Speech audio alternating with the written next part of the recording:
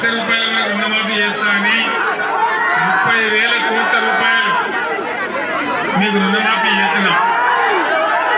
ముఖ్యమంత్రి చెప్పినాడు, మీరు పరిగెత్తండి, మీరు 2 లక్షల రుణం తీసుకోండి. 2 లక్షల రుణం తీసుకుంటే మీకు డిసెంబర్ 9 తారీఖున మాఫీ చేస్తారని చెప్పినాడు. 2 లక్షల రుణమాఫీ జరిగిందా? రుణమాఫీ జరిగిందా? జరగలే. మహిళలకు డబ్బులు రాలే, రైతు బంధు రాలే, ఏది కూడా రాలే. ఇట్లా అనేక హామీలు, 420 హామీలు, 6 గ్యారంటీలు ఎలక్షన్ గెలవగానే దానికి చట్టబద్ధం చేస్తాం, మీ అందరికి ఇస్తామని చెప్పినాం. అవి చేయలేదు. అవి చేయకపోగా బీఆర్ఎస్ గవర్నమెంట్ ఉన్నప్పుడున్న స్కీములు కూడా సరైన పద్ధతిలో కనీసం వాటిని కూడా చేయడం లేదు. అన్నిటికంటే ముఖ్యమైన విషయం మెదక్లో నేను మీ అందరికి మనవి చేసేది, ముఖ్యమంత్రి జిల్లాలు తీసేస్తానని చెప్తా ఉన్నాడు.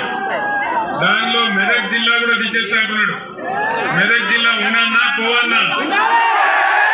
ఉన్నానా? మెదక్ జిల్లా ఉండాలంటే మెదక్ పార్లమెంట్ అభ్యర్థిగా మన వెంకట్రామరెడ్డి గారు గెలవాలి. యుద్ధం చేద్దామా మెదక్ కోసం? ఆనాడు నేను చాలా ప్రేమతోని, నేను కూడా ఈ పాత జిల్లాలో పుట్టినవాడిని కాబట్టి, మెదక్లో ఎప్పటి నుంచో కోరిక ఉంది కాబట్టి మెదక్ జిల్లా కావాలని జిల్లా చేసుకున్నాం. ఇక్కడ మెడికల్ కాలేజీ తెచ్చుకున్నాం, బ్రహ్మాండంగా రామాయంపేట డివిజన్ చేసుకున్నాం. మీరు కోరిన కోరికలన్నీ చేసినాం. మీ మెదక్ వాళ్ళకు బాగా తెలుసు, ఇదే కాంగ్రెస్ రాజ్యంలో, టీడీపీ రాజ్యంలో మొత్తం మన గణపురం ఏ విధంగా నాశనం చేసినారో మీరందరూ కూడా బాధలు అనుభవించినారు. దాదాపు 150 కోట్లు పెట్టి గణపురం ఆనకట్ట మొత్తం బాగా చేసి, ఆనకట్ట ఎత్తు పెంచి బ్రహ్మాండంగా దాన్ని మీకు అనేక విధాలుగా అందించినాం. ఆనాడు 100 పడకల ఆసుపత్రి మెదక్ కావాలని చెప్పి తెచ్చిపెట్టినాం. దాని ఈ కాంగ్రెస్ ఎమ్మెల్యే, కాంగ్రెస్ ప్రభుత్వం 50 పడకలకు కుదిరించినారు. 7 దుర్గాభవాని జాతర బ్రహ్మాండంగా జరగాలని 100 కోట్ల రూపాయలు నేను మంజూరు చేసినాను. దాన్ని కూడా తీసుకొని పోయినారు. అదేవిధంగా మెదక్ మున్సిపాలిటీ అభివృద్ధి కోసం నేను 50 కోట్లు మంజూరు చేస్తే దాన్ని కూడా రద్దు చేసినారు, దాన్ని కూడా తీసేసినారు. రామాయంపేట మున్సిపాలిటీ కోసం 25 కోట్ల రూపాయలను మంజూరు చేస్తే దాన్ని కూడా ముంచేసి ఈరోజు దాన్ని కూడా వాపసు తీసుకొని పోతా ఉన్నారు. ఈ విధంగా కొత్త హామీలు వాళ్ళు చేయకపోయినా పాత ప్రభుత్వంలో చేసిన మంజూరీలు కానీ, పాత ప్రభుత్వం ఇచ్చినటువంటి శాంక్షన్లు కానీ వాటన్నింటినీ కూడా ఈరోజు రద్దు చేస్తా ఉన్నారు. మీరందరూ గమనించాలని చెప్పి నేను కోరుతా ఉన్నా. ఈ విషయాలన్నీ మీకు ఇప్పటికే వీళ్ళందరూ చెప్పుంటారు, కానీ మళ్ళొకసారి చెప్పడం నా బాధ్యత అని నేను మీకు మనవి చేస్తా ఉన్నా. ఇక నరేంద్ర మోడీ బీజేపీ ప్రభుత్వం 10 ఏళ్ల కింద అధికారంలోకి వస్తే ఒక 150 హామీలు ఇచ్చినాడు. 150 ఒక్కటేనా అమలు జరిగిందా? సబ్కా సాత్ సబ్కా వికాస్ జరిగిందా? ఇంటికి 15 లక్షలు ఇస్తామన్నారు, వచ్చినాయా? వచ్చే దినన్నారు, వచ్చిందా? రైతుల ఇన్కమ్ డబల్ చేస్తామన్నారు, జరిగిందా? అంటే ఏం జరగలే. నరేంద్ర మోడీ బీజేపీ పార్టీ బట్టి గ్యాస్ చెప్తారు తప్ప ఏమి చెప్పరు. వాళ్ళ యొక్క ఎజెండాలో, బీజేపీ ఎజెండాలో పేదల బాధలున్నాయి, పేదల కన్నీళ్లున్నాయి, పేదల కష్టాలున్నాయి, ఏది కూడా ఉండదు. మన ముఖ్యమంత్రి రేవంత్ రెడ్డి 2,000 రూపాయల పెన్షన్ ఇస్తే మీకు 4,000 రూపాయలు ఇస్తామన్నారు. 4,000 రూపాయలు వస్తున్నాయా? వస్తలేవా? ఇక్కడ మెదక్ వచ్చినాయట కదా, ఏ మీరు అబద్ధం చెప్తున్నారు? ఎవరికి కూడా రాలేదా? రాలే. అదేవిధంగా ఇంకా చాలా మాటలు చెప్పినారు. నిరుద్యోగ భృతి ఇస్తాం, విద్యార్థులకు 5 లక్షల కార్డు ఇస్తాం, చాలా చెప్పినారు. ఏ ఒక్కటి కూడా అమలు కాలే. దీన్ని బట్టి మనకు అర్థమయ్యేది ఏంది? ఖచ్చితంగా ఎట్టి పరిస్థితులలో ప్రజలను మోసం చేసి గద్దెకెక్కి మళ్ళా మోసం చేసే పరిస్థితి చేస్తా ఉన్నారు. అన్నిటికన్నా పెద్ద ప్రమాదం మెదక్లో హల్దీ వాగు బ్రహ్మాండంగా హరీష్ రావు నీటిపారుదల మంత్రిగా ఉన్నప్పుడే దాన్ని మల్లన్న సాగర్ లింక్ చేసుకున్నాం. హల్దీ వాగు మీద బోలెడన్ని చెక్ డ్యాములు కట్టుకున్నాం. కాళేశ్వరం నీళ్లతో దానికి లింకు కలుపుకున్నాం. ఎప్పుడు కూడా మంజీరా నది ఎండిపోకుండా హల్దీబాగ్ ఎండిపోకుండా మీ పొలాలు పండేటట్టు చేసుకున్నాం. మీ అందరు నేను ఒకటే మాట ప్రార్థిస్తా ఉన్నా, దాన్నంతా కూడా మునుగొట్టే ప్రయత్నం చేస్తా ఉన్నారు. తప్పకుండా దాన్ని కాపాడాలి. నరేంద్ర మోడీ ఏమో గోదావరి నదిని తీసుకుపోయి తమిళనాడుకి అప్పచెప్తా అని చెప్తా ఉన్నాడు. కృష్ణా నదిని ఆల్రెడీ తీసుకుపోయి కేఆర్ఎంబీకి అప్పచెప్పినారు. మన నదుల నీళ్లు కాపాడుకోవాలన్నా, మన రాష్ట్ర భవిష్యత్తు కాపాడుకోవాలన్నా, ఈ కాంగ్రెస్ గ్యారంటీలు అమలు చేయించాలన్నా, మన యొక్క తెలంగాణ ఆత్మగౌరవం కాపాడుకోవాలన్నా ఖచ్చితంగా ఇవాళ బీఆర్ఎస్ అభ్యర్థులే గెలవాల్సిన అవసరం ఉంది. అది నాకంటే ఎక్కువ మీకు తెలుసు. 9 ఏళ్ల పాటు నేను ఒక్క నిమిషం కూడా కరెంటు పోకుండా మన రైతాంగానికి 24 గంటల కరెంట్ ఇచ్చినాం. ఇలా ఎందుకు కరెంటు కోతలు వస్తూ ఉన్నాయి, దేనికోసం వస్తూ ఉంది? వీళ్ళు కొత్తగా చేయాల్సిందేం లేదు, వీళ్ళు గడ్డపారబడి తగ్గేదేం లేదు. ఇచ్చిన కరెంటు కూడా ఇచ్చే చేతగాని అసమర్థ ప్రభుత్వం ఉన్నది. మిషన్ భగీరథ మంచినీళ్లు ఎంత బ్రహ్మాండంగా పట్టణాలలో ₹1 తీసుకొని నల్లా కనెక్షన్ ఇచ్చి, గ్రామాలలో అయితే రూపాయి కూడా లేకుండా మీకు అందరికీ అన్ని ఇళ్లలో నల్లాలు పెట్టించి ఎంత మంచిగా మంచినీళ్ళు వచ్చినాయి, ఎంత బ్రహ్మాండంగా వచ్చినాయి. మరి ఈ రోజు ఆ నీళ్ళు ఎక్కడికి పోయినాయి? ఏమైనా ఎందుకు మాయమైతా ఉన్నాయి? ఇచ్చిన కరెంటు రాదు, మంచినీళ్ళు రావు, సాగునీళ్లు రావు, పంటలు పండితే పండించుకునే పరిస్థితి లేదు. వరి పంటకు 500 బోనస్ వచ్చిందా? బోనస్ బోగసేనా? కనీసం మద్దతు ధర వస్తుందా? తడిసిన ధాన్యం కొంటున్నారా? అన్ని రకాలుగా రైతులకు ఒక శాపం లాగా ఈ కాంగ్రెస్ పార్టీ తయారైంది. రైతుల పాలిటి శాపంగా రైతు బంధు రాదు, కరెంటు రాదు, సాగునీళ్లు రావు, పండించిన వడ్లకు ధాన్యం ధర రాదు.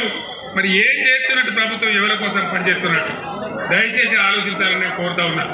ఆగమాగం జగన్నాథం కాదు. ముఖ్యంగా యువ సోదరులు, రైతు సోదరులు, మెదక్ ప్రాంత మేధావులు ఆలోచన చేయాలి. గోదావరి మాయమైతే ఉన్న ఒక్క గోదావరి తమిళనాడు, కర్ణాటకకు తరలిపోతే మన రాష్ట్రం గతి ఏం కావాలి? ఇన్నేళ్లు చేసుకున్న పనులన్నీ ఎట్టుపోవాలి? మనం కట్టుకున్న ప్రాజెక్టులన్నీ ఎక్కడికి పోవాలి? మరి మొత్తం నష్టపోదామా? మళ్ళీ బీఆర్ఎస్ని కాపాడుకొని బ్రహ్మాండంగా బీఆర్ఎస్ శక్తితోనే పోరాటం చేసి మన అస్తిత్వం కాపాడుకుందామా? మీరు ఆలోచించాలని కోరి మాట్లాడుతూ ఉన్నా. ఆనాడు తెలంగాణ కోసం మీ అందరికి తెలుసు, తెలంగాణ ఉద్యమం జరిగినాడు మీరందరూ కూడా నన్ను దీవించినారు. 15 ఏళ్లు పోరాటం చేసి చావు నోట్లో తలకాయ పెట్టి తెలంగాణ సాధించిన విషయం మీ అందరికి తెలుసు. తెచ్చిన తెలంగాణను ఒకటొకటి బాగు చేసుకుంటూ ఒక పొదరిల్లాగా బ్రహ్మాండంగా చేసుకుంటా ఉన్నాం. మొన్న అసెంబ్లీ ఎలక్షన్లో కాంగ్రెస్ ఇచ్చిన వాగ్దానాలు నమ్మి మీరు కాంగ్రెస్కు ఓటేసినారు. అనవసరంగా మనం దెబ్బతిపోయినాం. మళ్ళీ ఇప్పుడు ఈ కాంగ్రెస్ చేసే మోసాల నుంచి ఈ రాష్ట్రాన్ని కాపాడాలన్నా, నదుల నీళ్లు దక్కించుకోవాలన్నా, కరెంటు మనకు రావాలన్నా ఖచ్చితంగా బీఆర్ఎస్ ఎంపీలు గెలిస్తేనే బ్రహ్మాండంగా అందరినీ కాపాడగలుగుతారు. కాబట్టి నేను మీ అందరినీ కోరుతా ఉన్నా, వెంకట్రామరెడ్డి గారు ఒక రిటైర్డ్ ఐఏఎస్ ఆఫీసర్, ఇదే జిల్లాలో కలెక్టర్గా పనిచేసిన వ్యక్తి. ఆ ఇద్దరు అభ్యర్థుల కథ మీకు తెలుసు, నేను కొత్తగా చెప్పేది ఏం లేదు. బీజేపీ క్యాండిడేటు 100కి 100 అబద్ధాలు మాట్లాడతాడు. నరేంద్ర మోడీ ఎంత గ్యాసు, రఘునందన్ రావు కూడా అంతే గ్యాసు, అందులో ఏం అనుమానం లేదు. నిజమే కదా? దుబ్బాకలో ఇదే ప్రభాకర్ రెడ్డి చేతిలో మొన్న దాదాపు 55,000 ఓట్లతోని తిట్టు ఓడిపోయినాడు. నేను ఒక్కటే మాట మిమ్మల్ని అడుగుతున్నా, మెదక్ దుబ్బాకలో అసెంబ్లీకి చెల్లనటువంటి రూపాయి మరి మెదక్ పార్లమెంట్ చెల్తుందా? దుబ్బాకలో చెల్లని రూపాయి మెదక్లో చెల్తుందా? తుక్కు ఓడగొడితే డిపాజిట్ ఓడగొట్టాలి, బుద్ధి చెప్పాలి. మీరు ఇష్టం వచ్చిన హామీలు ఇచ్చి మోసం చేస్తే ఇక్కడ నిజోలం కాదు అని చెప్పి తెలంగాణ మళ్ళొక్కసారి పిడికిలి బిగించి మనం పోరాటానికి దిగాలి. మీ అందరూ నేను కోరేది, నేను ఇదే జిల్లా బిడ్డను, మీకోసం నేను ఎంత పనిచేస్తున్నా మీకు తెలుసు. మెదక్ పట్టణాన్ని, మెదక్ ప్రాంతాన్ని ఏ విధంగా అభివృద్ధి చేసినామో మీకు తెలుసు. గణపురం ఆనకట్ట ఏ విధంగా బాగా చేసినామో మీకు తెలుసు. హల్దీ వాగ్ మీద ఎన్ని చెక్ డ్యాములు కట్టినామో మీకు తెలుసు. కాబట్టి మీ అందరినీ నేను ప్రార్థించేది, ఈ ఎన్నికల్లో ఒక విద్యావంతుడు, తెలివితేటలున్న వాడు, ఒక రిటైర్డ్ ఐఏఎస్ ఆఫీసర్, ఆయన డబ్బుల కోసం రాజకీయాల్లోకి రాలే. ఆయనకు ఆల్రెడీ పదవి కూడా ఉంది, ఎమ్మెల్సీగా పనిచేస్తూ ఉన్నాడు. ఇలా ఖచ్చితంగా కేసీఆర్ వెంబడి నేను కూడా ఉండి కేసీఆర్ తో పాటుగా ఈ తెలంగాణ అభివృద్ధి చేయాలి, ఈ ప్రజలకు అభివృద్ధి చేయాలి. మెదక్ నాకు బాగా ప్రేమ ఉన్న ప్రాంతం కాబట్టి ఇక్కడ 3 జిల్లాలలో కలెక్టర్ గా పనిచేసిన అనుభవం ఉంది కాబట్టి నేను నా తెలివితేటలు ఉపయోగించి ఈ జిల్లాకు ఉపయోగపడాలి, హరీష్ రావు కూడా అండదండగా ఉండాలి, బ్రహ్మాండంగా ముందుకు తీసుకుపోవాలని వెంకటరామరెడ్డి గారు వచ్చినారు తప్పే ఆయన స్వార్థం కోసం కాదు. ఆయన ఒకటే మాట చెప్పినాడు, ఎన్నికల్లో దిగంగానే అందరు వేరే మాట్లాడతారు కానీ వెంకటరామరెడ్డి గారు ఒక మాట చెప్పినాడు, 100 కోట్ల రూపాయలతోని ఒక ట్రస్ట్ ఏర్పాటు చేసి పేద విద్యార్థులందరికీ నేను సాయం చేస్తానని చెప్పినాడు. ప్రతి నియోజకవర్గానికి బ్రహ్మాండమైన కళ్యాణ మండపం కూడా నేను కట్టిస్తానని మాట ఇచ్చినాడు. ఎన్నికల ముందు ఏ అభ్యర్థి కూడా ఇటువంటి హామీలు ఇవ్వరు.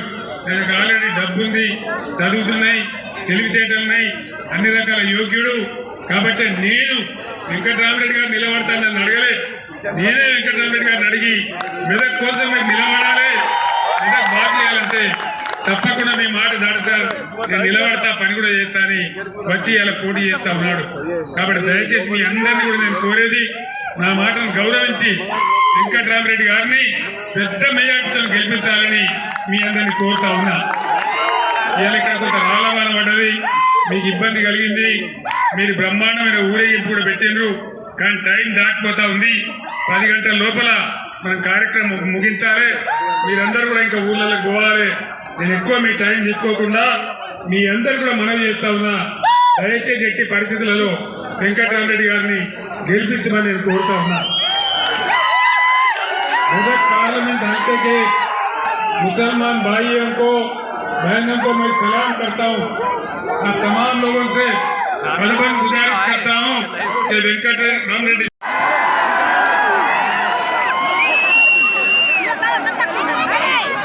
జరిగే ఈ పార్లమెంట్ ఎలక్షన్లలో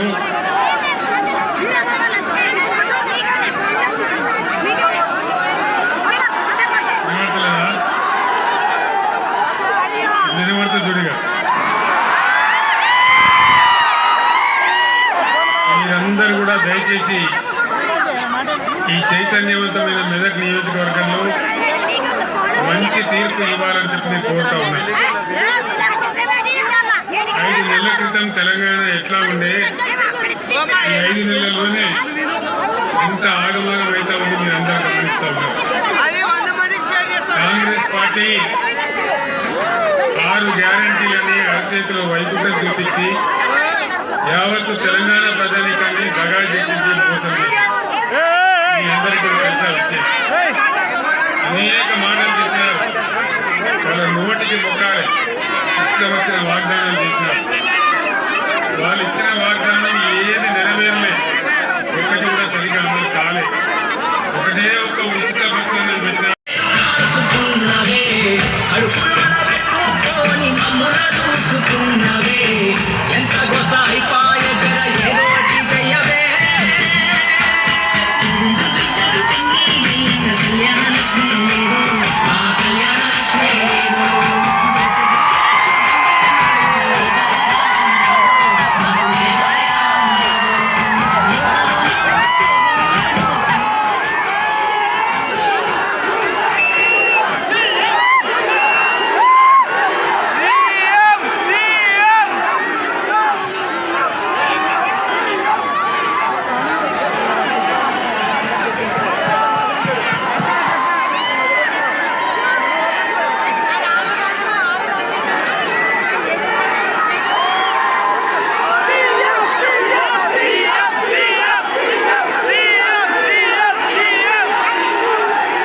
గౌరవనీయులు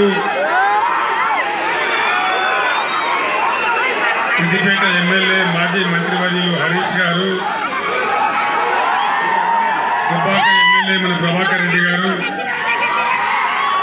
నర్సాపూర్ ఎమ్మెల్యే సునీత గారు, మెదక్ మాజీ ఎమ్మెల్యే పద్మ దేవేందర్ రెడ్డి గారు,